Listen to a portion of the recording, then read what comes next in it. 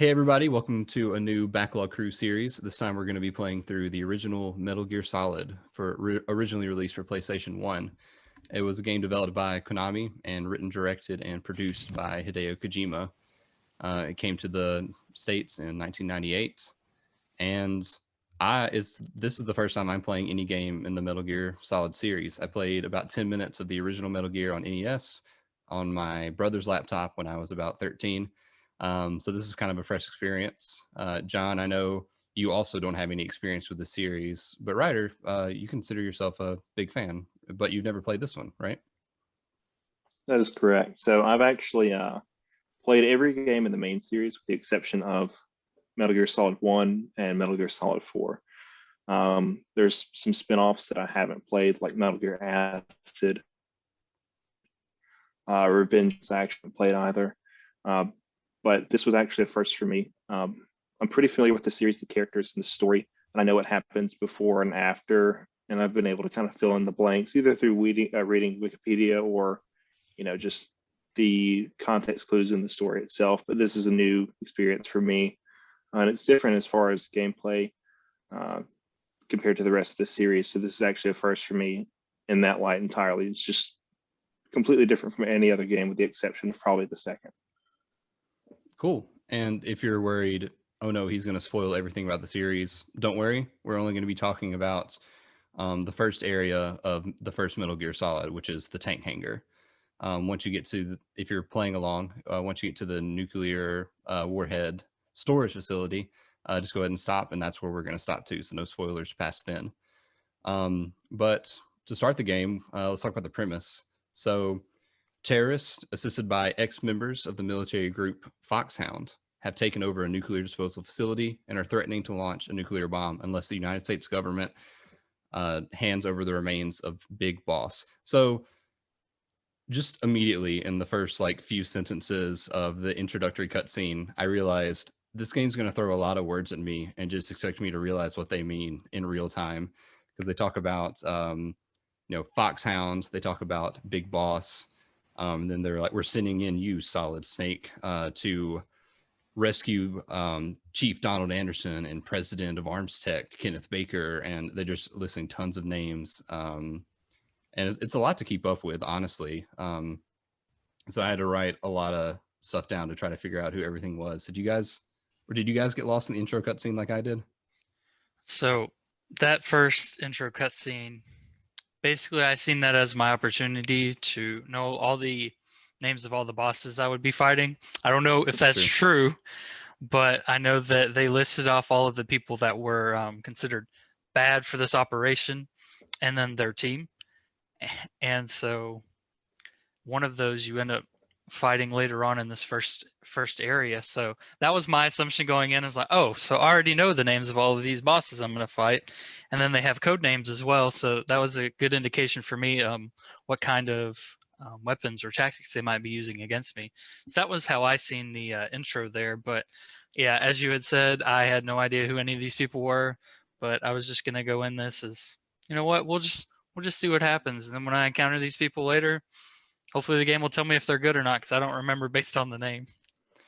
I want to comment on the names real quick, because these bosses, they must have consulted with the team that makes Mega Man, because the names are the same. We have Decoy, Octopus, Vulcan, Raven. These are just Mega Man bosses. I want to throw that in there. But anyway, Foxhound, they're all the bosses are members of Foxhound, which, Ryder, correct me if I'm wrong, is a military group that Snake used to be a part of, and these people also used to be a part of, and so they're basically just experts and just really skilled. Yeah, It's more or less. That's pretty much it. So they're helping these terrorists who are threatening nuclear Armageddon if they don't get the remains of Big Boss. And so the main character, Solid Snake, is sent into their base to try to, one, rescue Donald Anderson and Kenneth Baker, and to determine if they actually have the capability to perform a nuclear strike, if they can back up their threats. And that's when we start. That's when we get to the game. Snake climbs out of the water, and we start sneaking around. Ryder, what was your first impression of the gameplay? You said it was different than other games in the series. Um, I'd say that first thing that threw me off, because the most recent Metal Gear Solid game I've played is, of course, Metal Gear Solid 5, Phantom Pain. Uh, Wonderful game. Everyone should play it. But I knew this going into it because previous games in this series had similar mechanics. But depending on which game you're playing in the Metal Gear Solid series, some will allow you to move while in crouch, and some will require you to go prone and belly crawl. Some will allow for all three ranges of movement, where you're on your feet running, crouching, and moving when crouch, and then crawling and prone. This game, as simple as that is, it freaked me out because I went to crouch and then immediately started belly crawling. Yeah. And I was trying to get away from an enemy who had just came around the corner, and I could see him walking around the corner, and I was like, okay, I'm gonna crouch real quick. That way I can move a little fast, but keep from being seen. And of course, I go immediately into belly crawl from crouch, and enemy walks right around the corner and sees me on the floor and goes, ah, and shoots me on the floor and kills me. So my first step was me laying prone on my belly and getting a bullet to the back of the head. I liked it overall. It's impressed me that this game is now 24-ish years old, depending on Japanese versus English release.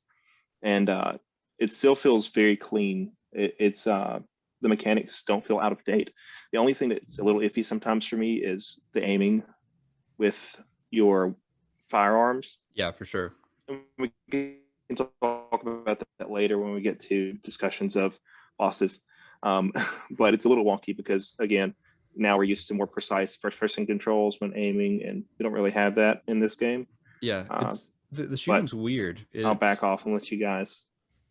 No, you're fine. The shooting's weird because sometimes it seems like it auto locks, where if I press square, then I just shoot the person, and then sometimes it's like, oh, he's going to shoot the direction he's facing, and I'm not really sure if there's like a range of vision, like an angle that the enemies have to be in for him to auto lock, but that is something that was a little bit clunky. When I first started this game, I thought it was just incredibly difficult. It was just like an example of old school games being incredibly hard. And then I realized I'm just really bad at the game and I didn't understand what I was doing. So I would like sneak up behind people and try to like take them out silently. And then I would just never knock them out and they would break free. And I'm like, what's going on? And apparently instead of just sneaking up behind someone and holding the square button and just sort of grabbing them and choking them out, you have to like jam on it as hard and fast as you can to actually take them down.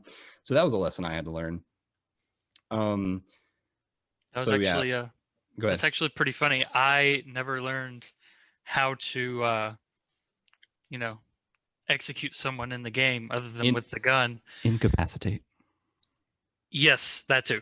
So my best way of dealing with these enemies that had seen me, I went up and just started punching them. Just was like, Your punch does no damage. Yeah, You're it knocks them out. You have no reason to be doing that. So are you like punching people and running, or are you just trying to like sneak around instead of engaging in combat at all? Okay, so what I ended up doing, I would, if I got caught, they would chase after me. I would hide around a corner. They would come around the corner.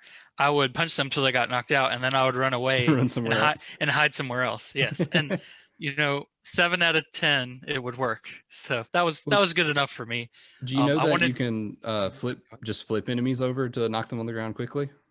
Yeah, I thought that they didn't stay knocked out that long to me. I felt like that one didn't last as long. Longer with punching. Yeah, that might be the case. So, but I did want to jump back to my first death. Yeah, I actually didn't understand the mechanics all the way. And I walked, like you had said, Ryder, I walked around a corner and then I started crawling because I didn't know what the buttons did yet. And this enemy just comes around the corner going, do, do, do, do, do. Oh, what is this stupid person just crawling on the ground? I'm just going to start shooting him. And then I don't know, I player panicked and I did not press the uncrouch button. And so, yeah, I got executed right on the floor. So it was a very funny experience to get started out with. I'll take pride in being the only one who didn't die my first death lying on the ground. I died standing in between the two soldiers because I couldn't figure out how to choke people out. So I'll take that win. Well, and Um, then I did want to point out I may not have known how to, incapacitate people correctly from behind or anything, but I did make this a very interesting stealth game for myself by never getting caught by enemies. And when I did, character just died, and I got to start over on my adventure on on doing the hidden campaign, I guess I would call it. Honestly, that's probably like a really satisfying way to do it because that's to me feels like what the character would actually do is sneak by without having to engage in combat. I mean, obviously the options are there, so it's not extremely frustrating every time you get caught. But yeah, I went in wanting to do that, but then every once in a while, just like one guy would see me, I'd be like, and then just All right. knock him out Yeah. with bullets until And I then could just run away. and then to add to that, I learned the mechanics on the enemies respawning about midway through this. So I don't know if y'all found the way to get to the top of the building and walk outside for a little bit, get some fresh air. But there are some guards on the top of that building, and there's one in the left-hand corner of it where he's guarding, I believe it's a ration box or some ammo. And so I went to go grab either the rations or the ammo, and he spotted me walking back. So this is a dead end I'm at. Mhm. And so I try to go hide in the dead end corner where the item was. And then of course they chase you around the corner. And so my idea was I'm just gonna punch this guy out because that's all I learned how to do. And I knocked him out, and then I end up trying to go around the corner. Well, that didn't work. So I pulled out my pistol. I was like, you know what? I'm just gonna get rid of this man, and then I get him out, and then I hide in that corner again because I thought there might have been another guard, but it just kept respawning guards, the same Mhm. exact guard. Pretty So sure it's endless. I was in a perpetual state of being stuck in that corner. As soon as I killed that guard, he would come from the same exact position and just respawn and just come start shooting me in that dead end corner, and I couldn't go anywhere. So just wanted to Yep. bring that up. So Yeah, I ran into that later in the game for sure.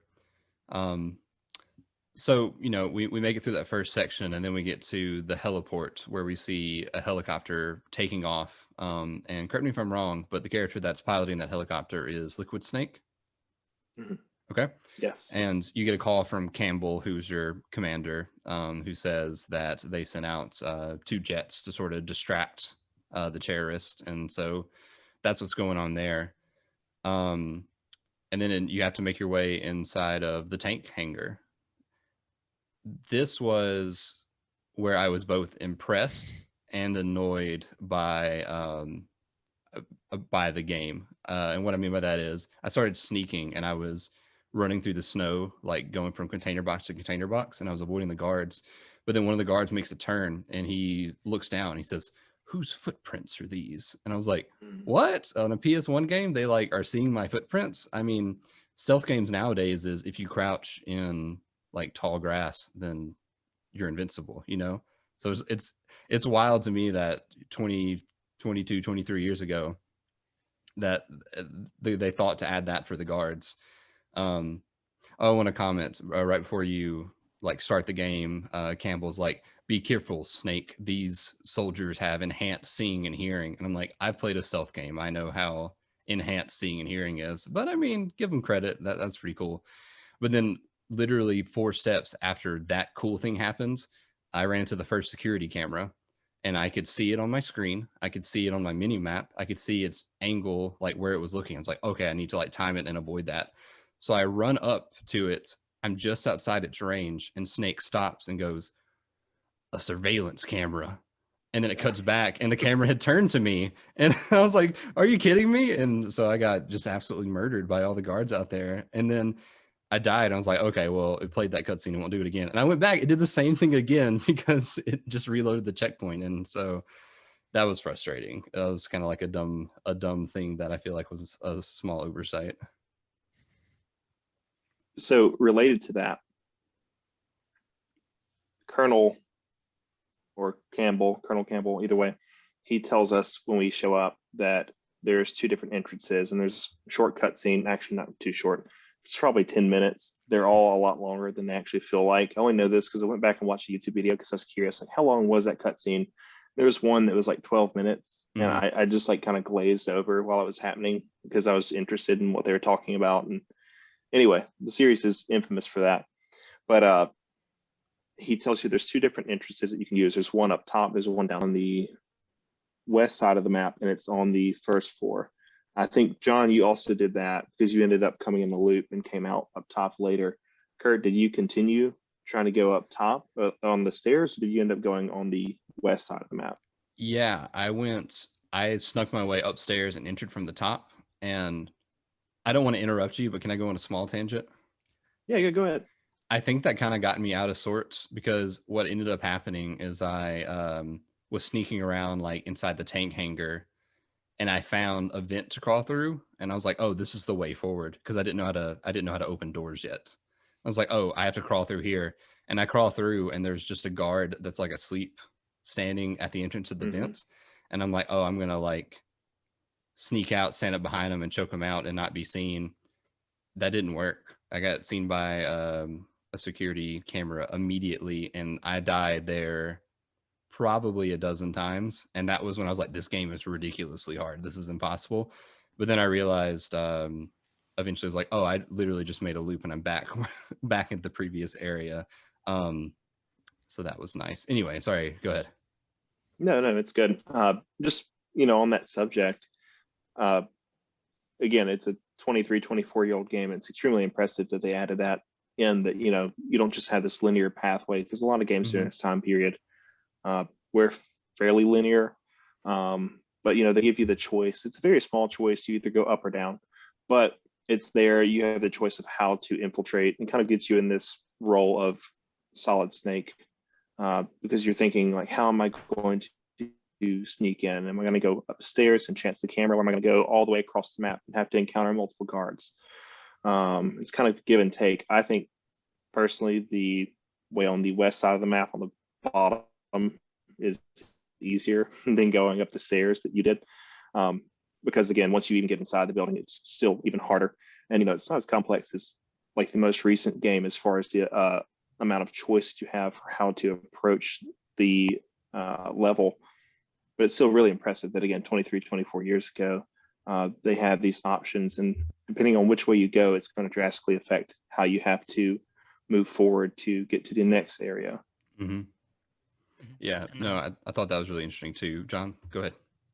So I actually did the complete opposite of you, Kurt. I never found the upper area until I was nearly done. And so I could see how entering from the top area could be very confusing, because I entered from where that guard was sleeping, and I actually died the first time I tried to sneak in there because I didn't realize you should try to get the guard out of the way first. I thought maybe your character could crawl behind him and just like sneak in, and then he proved that I was wrong on that. So when I did it the second time, yeah, I got in no problem. But I couldn't imagine opening up this this new area and starting from the top and then going down, because when you go into that area on the bottom floor, there's only guards, and on the top floor there are only cameras to start with. And so I felt like just maneuvering my way around the two guards that were just walking in a circle was a lot easier than having to time those cameras perfectly to get through. And then I would think I was doing something wrong by not being able to get in some of those locked doors on the second floor. But ultimately, I never even went to the second floor until I had already gotten far enough where I could access those. So I wasn't really thinking about the doors because, again, I didn't know how to open the door. That's why I was wandering around blindly, because they were like, find the elevator. And I didn't realize it was in the middle of the room with the glowing yellow light. Yeah. The most obvious part. Yeah. But about the cameras. Doesn't the camera like focus on it, and they're like, find the elevator? And maybe it did. I don't remember. I think it was in a codec call, but I could be wrong. Yeah, that might have happened on that one. But about the surveillance cameras, the one outside was annoying, but once I got inside and there was like corners and hallways and stuff, it was really satisfying to like just literally have your wall back up against the wall with the camera right above you and like sneak past it.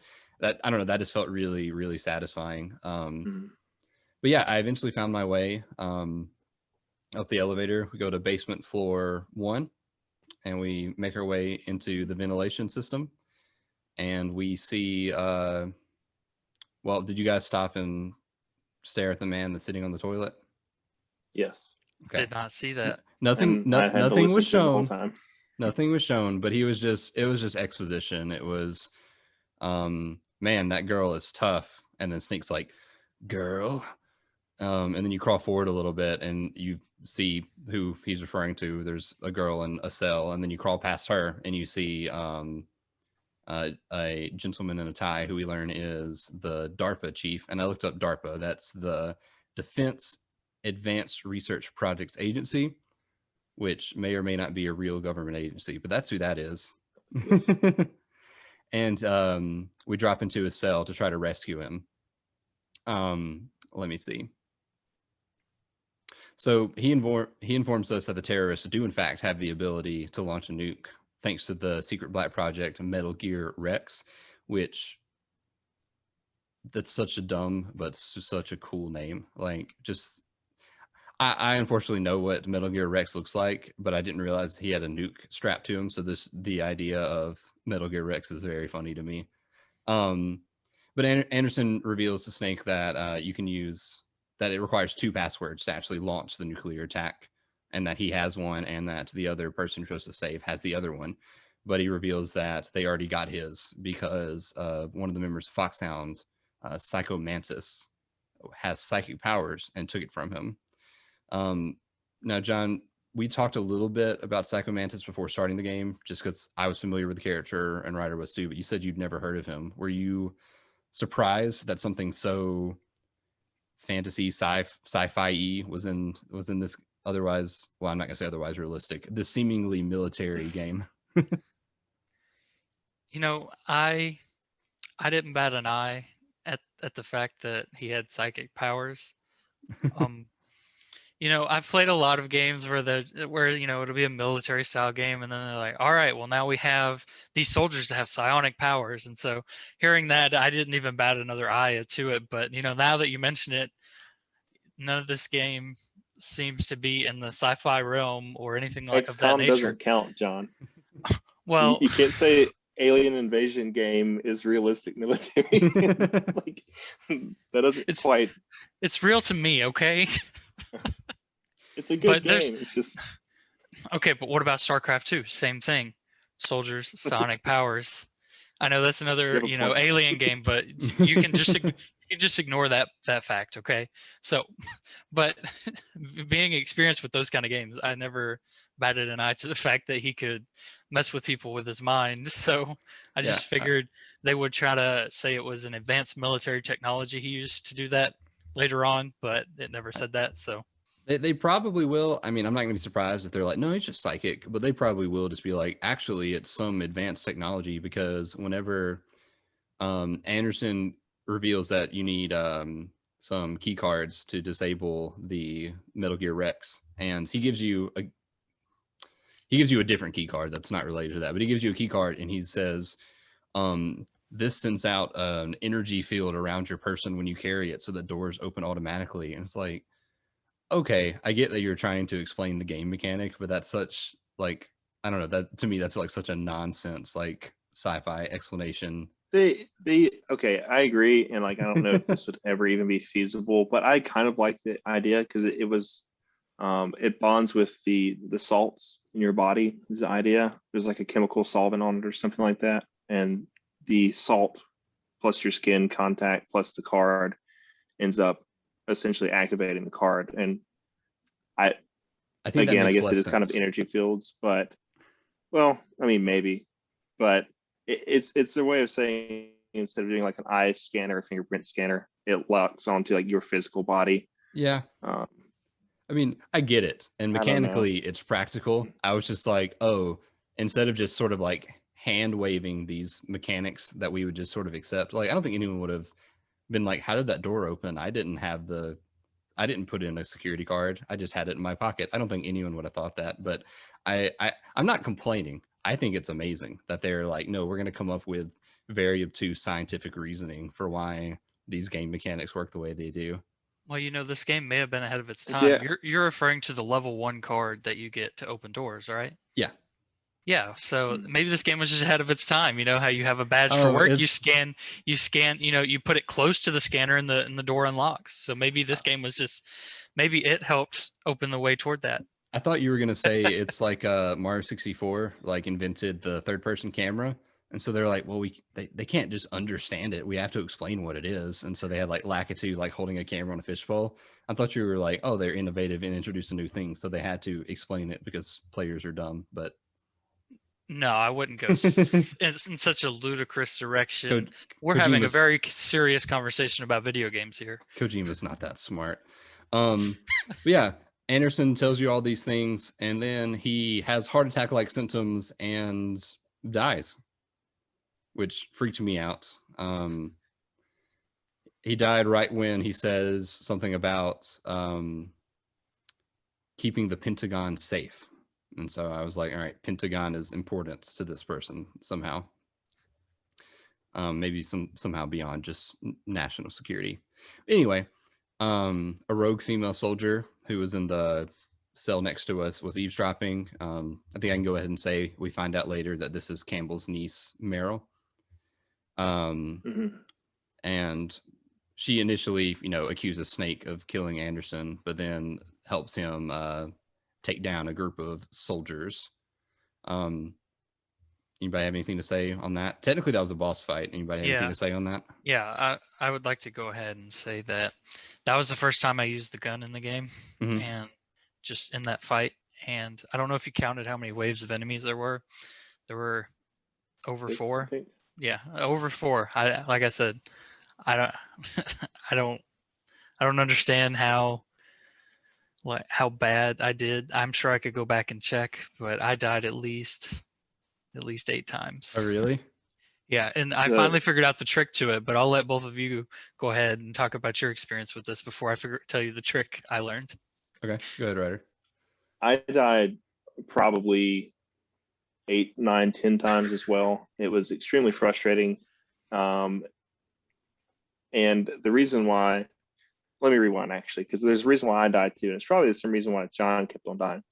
But I actually ended up restarting the game because I'd used my rations prior. I didn't realize that the rations, if you had them selected, would just automatically replenish your health. So what I was doing was I was, looking at my health, like, well, I have like a fourth of my health left. I'm going to go ahead and use it because I don't want a game over. Well, I was using my rations early, doing that and wasting, probably half of my health by replenishing early. And so I had already used all my rations by the time I even got to that fight. And so I got to that fight and it was just getting smoked over and over and over. The furthest I got was to the third wave, maybe, which doesn't really even count because it's really only the second wave you have to fight in. And then I die again. And I did this probably 10 times in a row. And I was so close to just snatching my controller out and, punting my computer across the room. But I ended up just restarting from the beginning and sped all the way through. Remember what I did. I didn't engage any enemies unless I had to. When I had maxed out on my ammo, my rations, went back to the fight and then beat it on my first try, I think, or second try actually. And I beat it that time because I realized you don't have to aim the freaking gun. You can just spam the button. Yeah. And I was going. I still haven't learned that. Pow, pow. Oh yeah, no. Pow.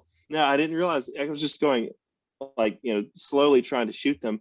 And the best that I did was I was just spinning my character model and just going pow, pow, pow, pow, and still died again. So anyways, I got frustrated, just went and mashed the button, and it killed all 3 of them in maybe half a second. And I was like, oh my gosh, I'm an idiot.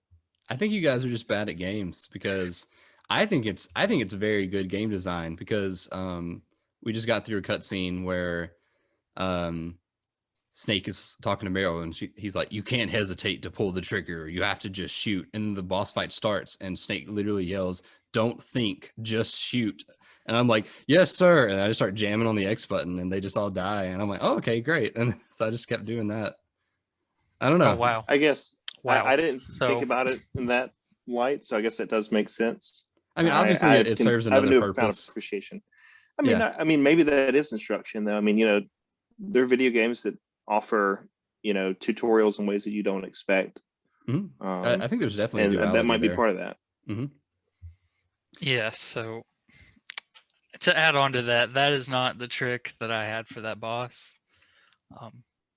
So my trick was that if you sit in the bottom left corner of the map after they spawn in, they're all lined up in a row and you can just kill them all pretty quickly. And then they all spawn in and do the same thing multiple times. So I would just go hold it really slow and go pop, pop, and then just hold it and wait, because I didn't learn the trick to just tapping the button really quickly. And The trick so to I made just it through the whole game, press. the first 1/4 of this game, not knowing how to shoot correctly, and apparently not even knowing how to incapacitate enemies correctly. Just So just it's face lucky and I mash made it this square. far. And here I thought I was doing a good job. You're doing great. You get there however you need to, John. That's fine. So but I'm sorry, go ahead. Oh, I was gonna move on, but if you guys want to say anything else, go ahead. I can, not mechanic wise, but I think now is a good time to discuss Meryl. Yeah. She pops up in the scene, and we end up figuring out maybe 10 minutes down the line that this is Colonel Campbell's niece.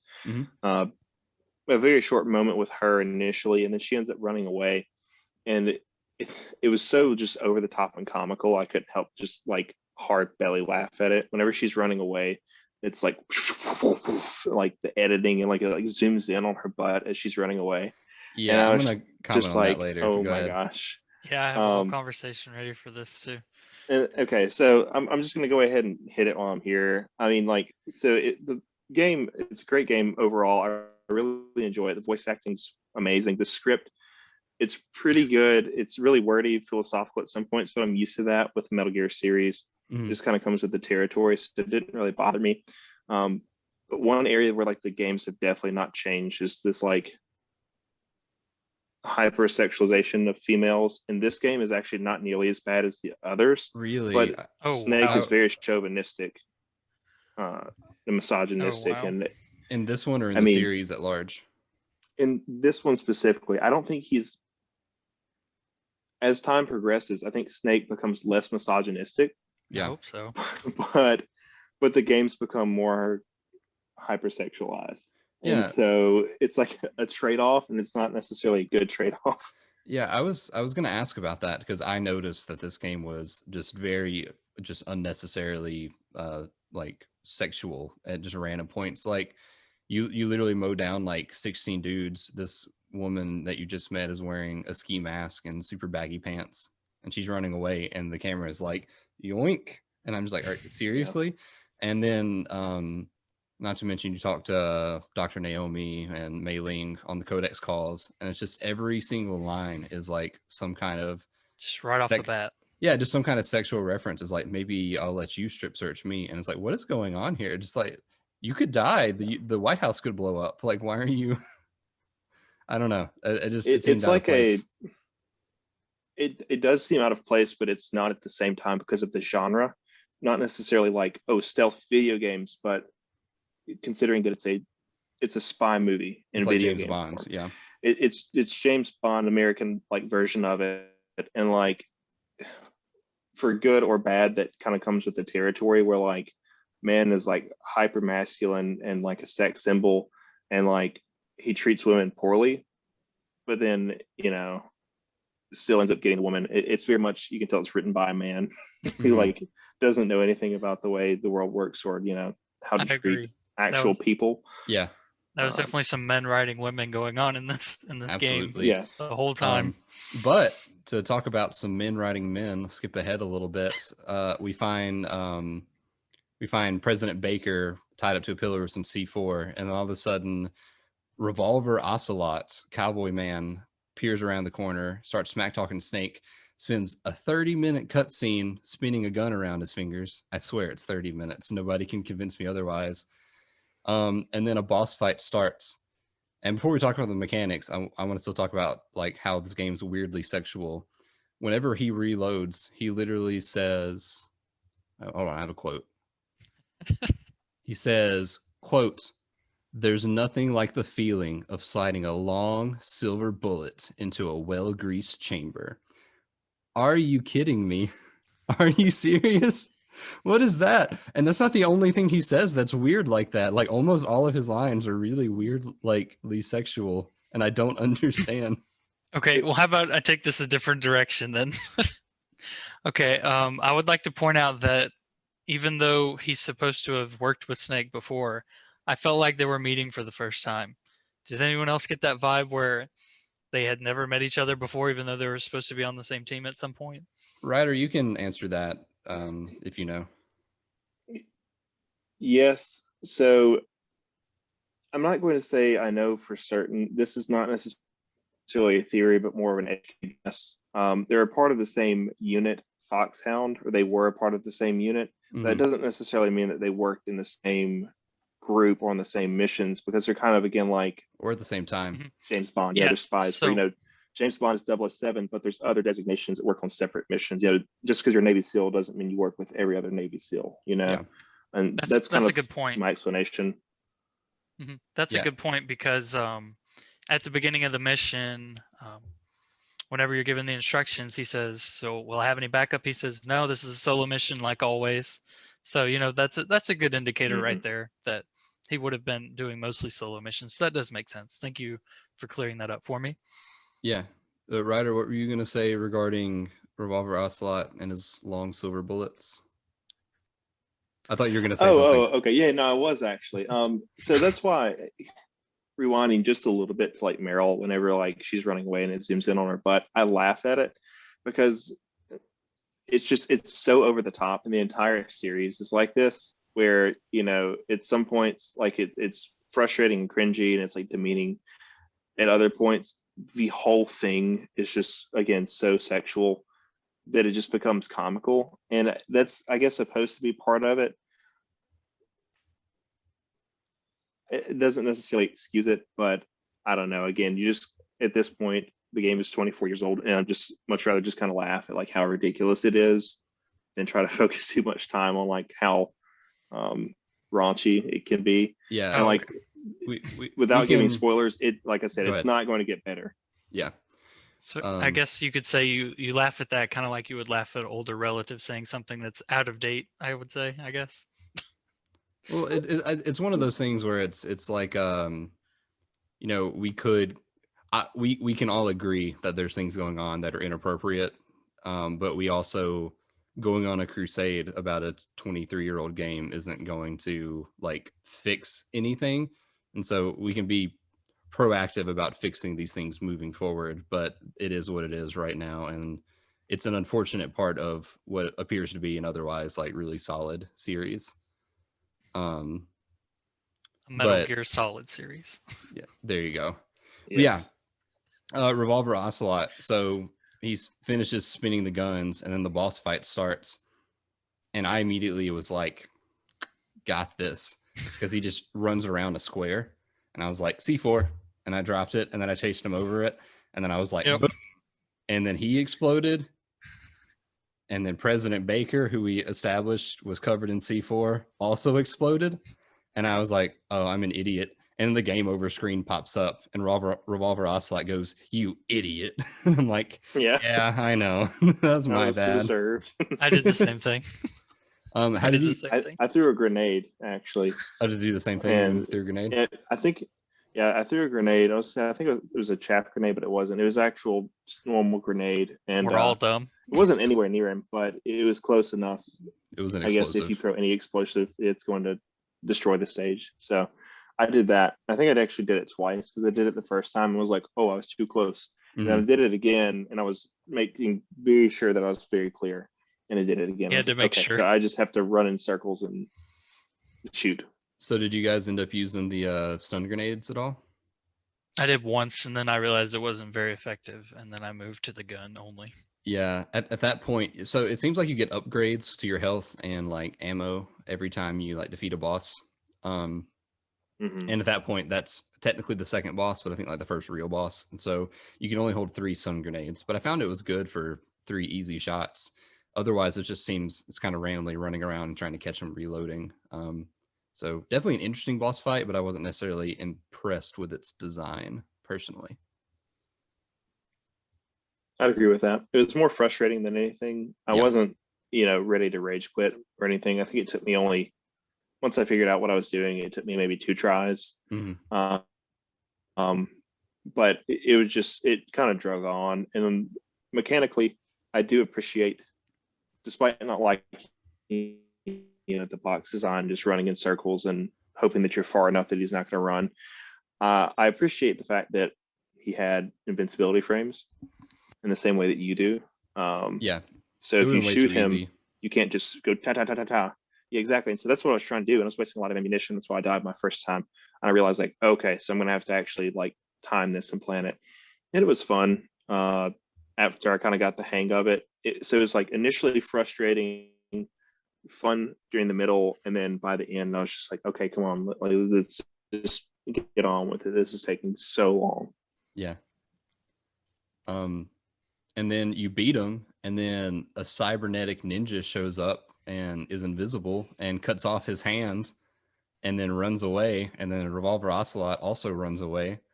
I know who that character is because I played Super Smash Brothers Brawl. But John, do you know who that character is? I honestly thought that was Liquid Snake till we cleared up earlier that that was not Liquid Snake. Yeah, Liquid Snake is the blonde character who apparently we are told looks exactly like Snake, but the face polys are so low that who knows if that's true. When I first loaded the game up, Snake, gets out of the water and he's wearing his mask. He doesn't take it off till a little bit later, but he took off his mask, and I went, so handsome. At the exact same time as Larkin is watching, goes, he looks like a potato chip with some lines on him. Like, I guess it's fairly accurate. It doesn't really bother me, especially in top-down view. Yeah, whenever it for gets sure. to a cutscene, it's not bad, and it kind of again comes to the territory. You're going to play a 20-plus-year-old game. It's going to look a little blocky. Yeah. Um, The cutscenes but the are. voice Oh, acting go ahead. is so good. Sorry, the voice acting is so good, and the camera angles are just very cinematic. So like, even though it's very blocky, I don't really, it doesn't take me out of it at any point. Like, I'm very much invested in the actual story while I'm playing it. To comment on the characters like faces in cutscenes, it doesn't really bother me. There's like a charm to it, but I think it's really funny that because there's no like mouth to move to make sure you know who's talking, they always have them like shaking their head really dramatic. They're just like anytime they're talking, Yeah. and that's really funny. But then as far as like just the cinematic nature of it, whenever they introduce new characters, they put the character's name up and then they put in the actor's name or the actress's name in parentheses underneath it. And I'm a dummy, and the first time that happens, I thought it was just some Kojima nonsense, and they were like, "Oh, so this character has a real name, and then they have a code name that sounds like a real name." I thought the same thing. Yeah, I thought the same thing. but then I just realized that no, that's the actor's name, and that's actually a really cool touch. And actually, to go back, the beginning like opens up like a movie does. Like the credits are rolling as you're going through the first area, and I believe the credits don't even finish until you get to the heliport, which is, I don't know, that's just really interesting because usually, they put the studio Splash logo, maybe the not producer, publisher Splash logo at the beginning of the game, and then you just play the whole thing, and at the end they're like, all right, here's the names. So it's cool to see like the credit throughout. So that kind of goes into Kojima. Very, very slight backstory on him. He actually, Good. whenever he won his award for lifetime achievement for arts, he gave a short speech about kind of where he came from and what he wanted to do with his life, where he's at now, where he's planning on going. And he always wanted to make movies, but in the 80s in Japan, it was really hard to get into the film industry unless you had someone, to help kind of get you in. I mean, pretty much the same thing today, in the United States and in Japan. But the thing is, video games were on the like up and coming, and he could get into video games relatively easily because no one was working in video games. No one wanted to like chance it. It was just such a risk with a career, and so he kind of found his, in there and started making video games. But he didn't want to just make video games. He made these blends and fusions of other genres and other mediums. So we're playing a video game, but again, it's a movie, and movies is what he was always interested in, what he always wanted to make. And that's what we end up seeing with this game. That's why it feels like a movie, is because the heavy influence of cinema bleeding into the game. Yeah, definitely. And you can tell just by how, like you said, everything's like really cinematic in the cutscenes. And there's also just like a lot of cutscenes, and there's a lot of dialogue and exposition. I mentioned before we started that I went back and watched a YouTube video of all the cutscenes, just sort of like refresh what happened in the game. And I think I played the game for probably about 2.5 or 3 hours, and just strictly cutscenes and like codec calls was a 40-minute video just to get to where we are. So like a little less than like 1/3 of the total play time so far has been cutscenes, and that's unusual. And I sometimes I might have a problem with that, but everything's just so good. I'm kind of just eating it up right now. So to get back to the plot, after we rescue President Baker, he reveals that the terrorists also have his code because they tortured him. He had an implant that helped him resist Psychomantis's psychic powers. He then reveals that he's a terrible person who enjoys the ability to profit off of war. This is a fictional game, and any similarities to real people is incidental. But anyway, he informs Snake that Meryl has the card keys now. The Snake needs to shut down Metal Gear Rex. And he tells Snake that he needs to go to the Nuclear Warhead Storage Facility to find Hal Emmerich, who was the engineer, the head engineer of the Metal Gear Rex project. And if Snake isn't able to shut it down with the key cards, he can use Emmerich's help to try to destroy it. Then Baker gives Snake a disc containing all the information about Metal Gear. And then Snake asks, who was that ninja man with the katana? I added the katana, I guess. And then Baker says, you should ask Dr. Naomi Hunter. And then he also has a heart attack and just dies. And at this point, Snake is like super mad and calls in, and he's just like, what's going on? And then all of a sudden, all the people that supposedly are helping him are being extremely shady about what's going on. John, do you feel like these people have Snake's best interest in mind? Personally, I do not. For one, the first man that he talks to tells him that the guy used his psychic powers to steal the information from him. However, what's the name of the man that we just saved? I can't. President Baker.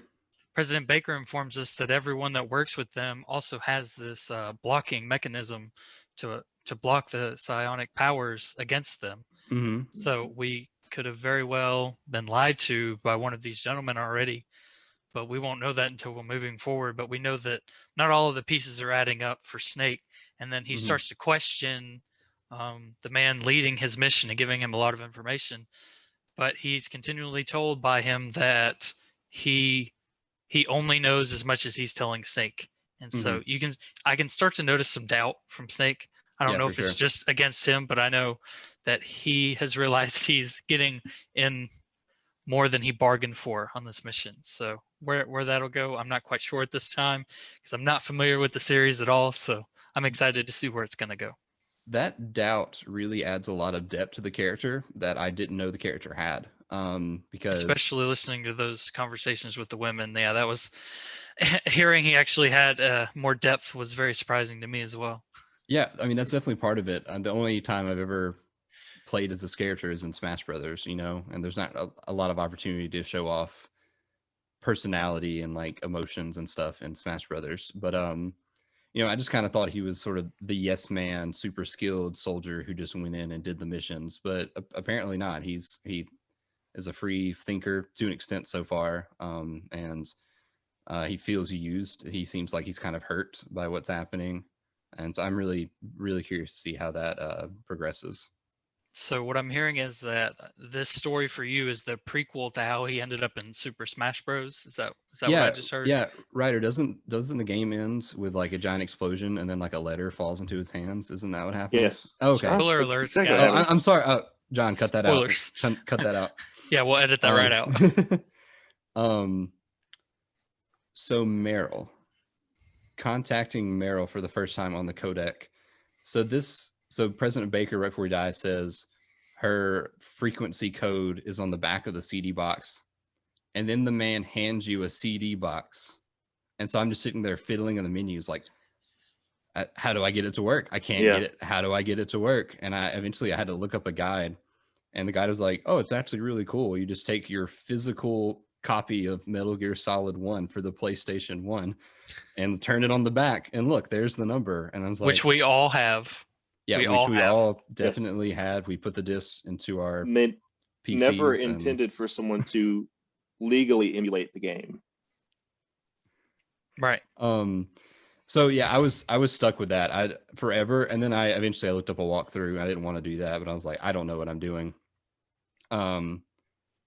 So that cool in theory. It reminds me of I think it's called Star Tropics. There's a game called Star Tropics on NES. And they're like, hey, go use the map to do this thing or something like that. And there's like an actual physical piece of paper inside the box that the game came in that you have to like manipulate in a certain way to figure out where to go next. And that's cool in theory, but it's kind of makes things difficult for the longevity of the game. This is a time period in which physical editions of the game were the only way in which you would play the game. The games came with manuals, and manuals were not all the time, but a lot of times necessary to understand the game, whether it be backstory, something maybe about the characters, some small exposition. A lot of times, even the gameplay itself. And I mean, this is unrelated or slightly related, I suppose. I tried playing the original Fallout a few months ago, and I couldn't do it. And I was like, I'm an idiot. Like, I don't know what I'm doing. And I looked it up, and pretty much every comment thread that I could find was, well, you're supposed to play it with the physical guide that you received, with the game. And that explains how to get the basics down. No tutorial, it's fine. But it's just, this is, again, 20 plus years ago, where everyone was expected to have a physical copy with a manual to be able to look at that kind of stuff and experience the game that way. Yeah, times have definitely changed. Everything's digital now, and even when you buy physical games, it's a really pretty plastic box with just nothing inside. And if there isn't something inside, it's like a free cosmetic item. I don't know. Times have definitely changed for better or for worse. Or an advertisement. Or an advertisement for another game. Please go buy this other game. Or a free subscription to Marvel Comics Ultimate or whatever it's called, which that's always pretty cool. But yeah, so you figure out that Meryl's code is on the back of the box that you definitely have if you're playing this game in the year 2021. And then you call her. She reveals that this base is not a nuclear disposal facility that was invaded by terrorists. It is, in fact, the headquarters of a dummy corporation for Arms Tech, who the president of Arms Tech, Kenneth Baker, just died in the previous cutscene. So you find out that Arms Tech was developing this, and it's what I believe is an American corporation, correct me if I'm wrong, was working on building this war machine, and it's not terrorists who have sort of seized this technology in an illegal manner. So I think that is going to further sow doubt into Snake's mind moving forward about not only does he think the people he's working with are lying to him, but like, what is the government as a whole he's working for doing, And then Meryl's like, okay, I'm going to open up the cargo door in the tank hangar, and you're going to go through that way to get to the nuclear warhead facility. And she's like, I'm not going to go. I'll go hide. And then later she's like, no, actually, I'm going to go. Which, on one hand, I appreciate like the tenacity and the bravery. But also, actually, before I like start ranting about it, what did you guys think of her decision to like ignore safety warnings from a seasoned soldier? I would ignore probably everything that man had told me in that conversation. If it went anything like the conversation he had with her, I would have ignored everything. Yeah. You want to elaborate? So the white knighting going on in that that conversation just drove me insane. Yeah, that's fair. Everything he said was just, don't worry, I'll protect you. You just stay out of harm's way while I take care of this real quick. And I don't know, just that conversation, just I feel for her wanting to step up and even though like the game has mentioned, she is a new soldier, but she is wanting to put forth her best effort to try to determine what's going on here and fix the problem. Yeah, that's a good point. What were you gonna say, Ryder? Oh no, I sent it to Ryder and he's frozen. I'll vamp. Yeah, John, that's something I didn't really yeah, he was white knighting. I guess I noticed it. I shouldn't like think too hard about it. The whole time with What's her. what's that Peter B. Parker says in Spider-Man Into the Spider-Verse? It's like step 3, reevaluate my biases or something like that. Yeah, I don't know. I'm not quite sure, but I'll agree with the statement you just said, whether that was what he said or not. Go watch Into the Spider-Verse. It's super good. Mhm. Ryder's still frozen. Ryder, if you can hear us, if you want to drop out and try to join back, go for it. Let's keep talking. Mhm. So we go back to the tank hangar room, and we have a giant cargo door opens. And you Mhm. know what I do? You run right in and no thoughts to anything. I do the exact same thing I did the first time I was in that room, and I go, "Where's the door I'm supposed to go Oh, through? Where is you, it? I you don't know, it took me a minute to find it too. it was literally right beside right beside the door you came in through. A door right beside you opens up, and they're like, now go through this one. And I'm just like, but where is it? Yeah, so actually that brings up a good point. You know how when you die in an area, it will have you respawn in the last place you entered the area from. So if you were using the elevator, if you died, it would respawn you in the elevator like you had never been there. Mhm. Well, I was looking for that room and then I left the elevator because I knew there were some new areas that had opened up because we had just gotten a new level 2 key card after finishing that boss. So there was a few more areas to check out before moving on. And so I mistakenly entered the area with that transitions you to the next part of the mission. And then I walked back out to go finish the room up. And there's a room to the right of that you go explore. And there's some an item or two in there guarded by one person. Well, I ended up dying to that person a few times because I was trying to use the chokehold maneuver. I'm gonna call it. I don't know the specifics on that, and then it wasn't working for me. I tried to do the backflip where you flip them over your back, Uh-huh. but that just did not knock them out long enough for me to grab that and get out of there. So I ended up sneaking by him while he was doing a transition of walking back and forth. Yeah, But same. it was nice that even though I mistakenly entered the checkpoint for the next area, I could spawn there and not have to do the little elevator animation and sneak past some guards. I could just straight up just go into that room Mhm. because they were right next to each other. So that was it's a nice little thing I found that helped me out. Whenever we got back to the tank hangar, did you go upstairs and find the cardboard box? I did. I actually got that one after I got the level 1 key card, and Yeah, I I didn't go laughed for a back. minute. I laughed for a minute, and I was like, "What is this cardboard box for?" Oh, you didn't know that was like a staple like of the series? I no, I didn't. And so I put it Like on, and Smash I was Brothers like, Brawl. "This is so stupid. I'm gonna crawl around with this." The guards disagreed with that.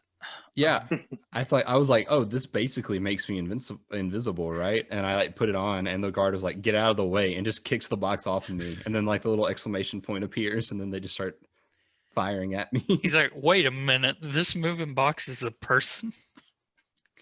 um, I go wasn't ahead. expecting that either because I've played the other games in the series and it was never. I'm not going to say it's like a end all. You can't just okay, I'm going to throw the box over myself. However, it did add like an extra layer of protection or secrecy. Now, if they get like right up on you, they would notice for sure. Mhm. But I was surprised at like how pretty much immediately I was noticed. So I don't know if I'm using the mechanic wrong or what, but like I wasn't moving, but it was underneath the camera, and the camera was like, "Yep, that's him." And immediately guards started spawning around me. I didn't really Yeah, try it with soldiers after that because I was too afraid. yeah. But that surprised me too. And I've played the other games in the series. There's The one other thing I want to ask. I didn't get the opportunity, but did the cardboard box work if you were to walk in front of a camera? Does that work? No, it doesn't. Okay. That's I how I was got gonna killed. try Yeah. it.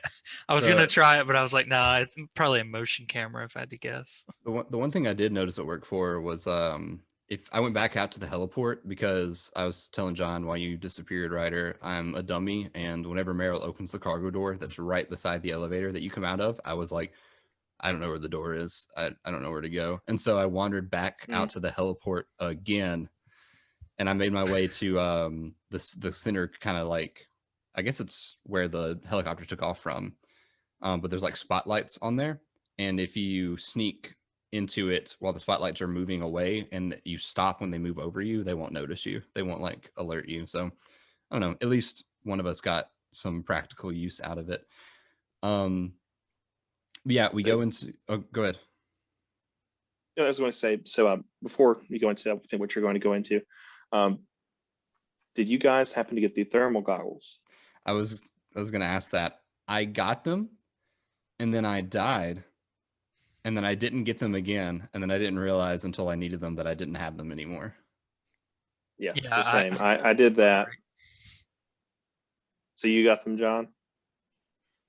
Mm-hmm. So I got them and then died, and then thought, well, I'll come back for them, and didn't realize that the area was going to close off.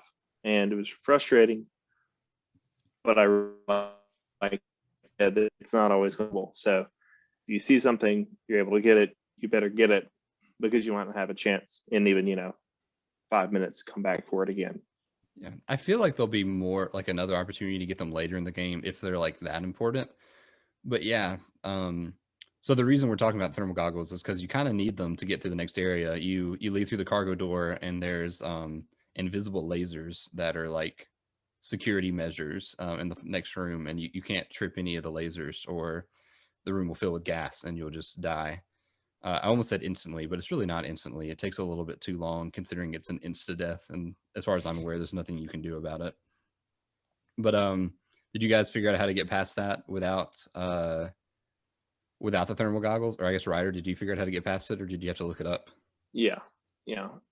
So as soon as I realized I couldn't get the thermal goggles, so I got in the room and then died, and I died like one more time, and I was like, okay, so I guess it's Mission Impossible. I can't see, and I thought about the thermal goggles, and I was like, well, I wonder if that'll help, because I think on the radio call, Colonel Campbell told me something about like thermal blah blah blah, and I was like, okay, so I went to go get them, was locked out, and I was like, so they're not just going to lock me off from progressing.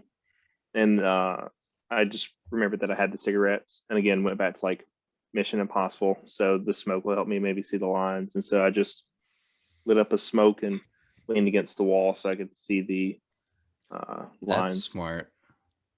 Yeah, I had to look it up because I haven't seen Mission Impossible. That's my excuse. But yeah, I'd use the smoke. I didn't think about leaning against a wall to change like the camera angle, because that definitely would have made it a lot easier. Because even after I had the cigarette and I could like see the lasers, I still tripped them 3 or 4 times just because I got the timing wrong. Because it's sort of like a top down angle. It was kind of hard to tell. But yeah, I think it was a really cool mechanic that Snake is just like, yeah, I brought these cigarettes because I have a problem, but then they actually, turned out to be useful. Yeah, so I have 2 things on that one. So I grabbed the smokes out of my inventory at one point and used them. For some reason, my health bar was flashing. Does your health go down when you use those? Yeah, if you read the description, it says smoking is hazardous for your health. Good. And yeah, I thought maybe my health was low and it was just flashing, but originally when I seen it, I was like, that is very funny. I do enjoy the fact that your health goes down when you smoke these in the game. Yeah, it's really good. And then the second thing was with the thermal goggles, it was still, I didn't die. However, hearing your stories, I'm glad I found those. But it was still kind of difficult to eye which beam was the one that was directly in front of you, because how close they are, your character can only fit so far in between where they show up, and it's hard to see which beam is which, and so you have to watch it for a minute and see which one stops at that part of the floor and then goes back up. So it did take a good minute to get through it, even with the thermal goggles. So I would say that was a very well designed area for navigating with those thermal goggles, or apparently even the smokes. So yeah, I thought it was pretty cool. And then you get outside to the canyon, and you get a call from a mysterious character named Deep Throat. And as unfortunate of a name as that is, it's a reference to the informant of the Watergate scandal. So it's totally above bar, despite the other jokes or comments in the game. I don't think the original name was, though. So I don't know. I think the original name, it was during the Watergate scandal, is the name gave to the informant. Mhm. But I think that was supposed to be very much a innuendo. Oh, really? And then sorry, So just even though it's not direct, it's like an indirect Oh, sexual I wasn't aware of that. like innuendo. Go ahead, John. disclaimer: this is a fictitious game. These things aren't real. Got it. Yeah, Watergate's not real, guys. Yes. Exactly. But anyway, he warns you. He says, "Hey, there's an ambush waiting ahead, and also there's a bunch of mines in this Ambulance. field." Did I say ambulance? An ambush waiting You ahead. almost did. There's an ambush, and there's also mines. And I was like, "Okay, thanks, stranger." I ended the call and took one step, and immediately like blew up. I was like, "Okay, great." So those and- thermal goggles help out for that too. I didn't have the thermal goggles. I learned that if you crawl on your belly, mines don't go off, and instead you pick them up. See, this is why I like this game. There's a mine detector that you can use as well. Oh yeah, the mine You know that? detector. Yeah, I did get the mine detector, That's- but the thermal was a lot easier. That's another item that I picked up and then died, and then I didn't realize I didn't have it anymore. So I just was crawling around like, and then Snake was like, "Ooh," and just picks up a claymore. But yeah, and then all of a sudden, he was right about the ambush, and a tank busts through and starts firing at you. And this was That tank is missing, actually. Yeah, I in the Tank did Hangar. notice I don't know that. if you guys yeah, that noticed was a really cool touch. I actually didn't put it together until you just said it, that was the same tank, which maybe is sad, but I did caught notice that. that the tank was missing, and I thought that was a really cool touch, that the world was kind of like evolving.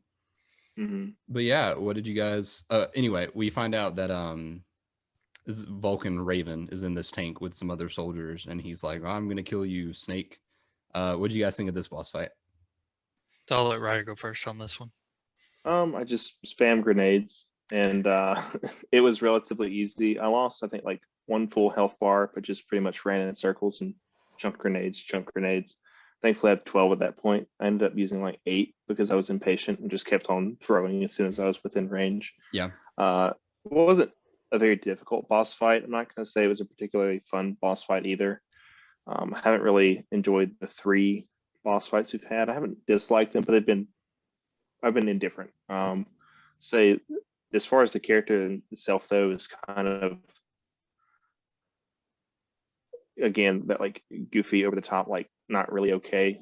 Vulcan Raven is, I'm assuming, a Sioux Native American. It's implied. I might not be right as far as his actual like tribe, but it wasn't explicitly offensive or anything, but just felt kind of, again, like movie caricature. Yeah, well, I mean, like the same way like the women are like damsels in distress. Yeah, and they made the Native American like the shaman character. I mean, yeah, exactly. Like the Raven like lands near him, and he's like, "Yeah, I can read the omens," type of stuff. And yeah, I forgot about that, but yeah, it's just problematic. Again, it kind of fits in with the rest of it because it feels like a spy movie. Where the entire movie is kind of problematic. I'm not saying that's okay, but it kind of comes with the territory. Yeah. Did you use the chaff grenades during the boss fight? I used it once. Twice. Okay, so I had to use the chaff grenades to like get anywhere close. Did you guys manage to get close to the tank without doing that? I predicted Not we're just without rolling 'em. and just. As soon as I got out from behind like the rock I was hiding behind, he just like blasted me with the cannon, and so I was like, oh, okay, I'm dead. But I figured out that if you do the chaff grenade, it like shuts down the tank systems for like a moment, so you can like get in. I'll agree that this boss fight was also, like the other two, were also not particularly satisfying, but I think this was definitely the most satisfying because the first boss fight is literally just mash shoot, and the second one was run around a square and press shoot once. I mean, and with the sun grenade, there's a little bit of strategy, but with this one, it was like, oh, disable their weaponry, cause the boss to sort of change phases, for lack of a better like term, to where the people come out, poke their heads out of the tank, and start manning the guns, and then he dies, and the boss is defeated in like 2 grenade hits, right? 2 or 3, something like that. It's okay. pretty It took me a straightforward. few more, but yeah. I don't think I nailed the desired target a few Yeah, times. if you're able to, what I did was I was able to chunk a regular grenade just like directly into the hole that they were sitting in, and I that did did that. a lot. I did that. It like launched any of the soldiers inside like out, and I did that just like twice, and then the tank like crashed and Snake runs away. And then I can talk about what happens next. But does anybody else want to say something about the boss fight? Yeah, so I can tell you about the boss fight. I died, I think, twice. The first time I was running to a ration, and the electronic disabling grenade ended before I got all the way to the ration. Because I only came into the fight with one, and my health was nearly gone. I had maybe Same. one hit left. So I died to that the first time, and then I decided to try the fight without running for that ration, and then I got ran over by mistake. But I never actually got shot by the turret gun. I only got shot by the tank, and then I'd mistakenly get ran over. So that was about it. I just kept running circles around the tank and throwing grenades at it. So it's funny. And then after you blow up the tank, you head to the nuclear warhead storage facility. Again, rolls right off the tongue. And then it goes back to a cutscene with Vulcan Raven, who is on a call with, I believe, Revolver. Is that right? Revolver Ocelot? Revolver Ocelot, and I think Liquid Snake was also on the Oh, line. is he also on the call? Okay. I might be wrong about that, but I thought I heard the accent. I'm not going to say I don't know what he accent it sounds is, like. So but we've heard him one more time previously in the game for That's just true. like a really short snippet. And that's why I'm like, I'm not entirely sure, but I'm pretty sure both of them were on the call. But Revolver Ocelot is the one doing most of the talking because he's frustrated. Yeah. And then, you know, they kind of poke at each other, and Revolver's like, I'm gonna kill Snake, and Vulcan's like, I'm gonna kill Snake. And but then both of them are like, but not yet. And that's kind of weird. So it would be very easy to assume that this is just sort of a video gamey thing of you want these characters to be recurring characters so they can't die, but also you can't let them fulfill their goals and kill the protagonist right away. But knowing Kojima and how he likes to tell, or being vaguely aware of how he likes to tell stories, I wouldn't be surprised if it was like a deeper, like they actually want to use Snake for something, and so they want him to like, you know, think that he's like winning and defeating them and like thwarting their plans, but in reality he's probably like falling into the palm of their hands. Is that a vibe you guys got? So yeah, I would say that kind of reminds me of the Batman and Joker complex that goes on there. So that's what I'm reminded of as you were talking about that. So I would say that, yeah, I kind of agree with that based on the information given so far. Batman Joker, like one can't exist without the other. Exactly. Yeah, So Batman never kills the Joker, but Mhm. the Joker tries to kill Batman a lot. However, he does realize at some point, like, I kind of need him. So, I don't know, some weird relationship there, but it was reminiscent of it to me. So thought I'd point it out. I do see what you're saying, but I think there's definitely going to be like a cutscene at the end where everything's on fire and Solid Snake and Liquid Snake are standing on like a bridge or on top of a building or some tank or something, and Liquid's like, come on, Solid, join me and do this thing and like get back at America or whatever faction. I feel like that's gonna happen with the doubt Snake is starting to have with his supposed allies and with the apparent or potential manipulation that his enemies are with like what he's actually doing. I don't want to say anything because I know you can't say anything, so that's fine. I was gonna let it breathe for a second to see. I'm if liking anybody... all the ideas though. Yeah, I really like discussing it. Just All sort right. of predicting, because I don't know what happens at all in the series. Yeah, well, I would say that I'm not quite sure where this direction's gonna go. I feel like somebody's gonna make the bad guys are gonna get through with some of their plan, I believe. Mhm. And then I don't know, this may be way off the wall, but I feel like Snake's gonna end up taking them down. And then whatever it is gonna be bad enough where they're gonna be like, well, we need someone to blame for this. Oh, you think We'll he's gonna be like blame the these people.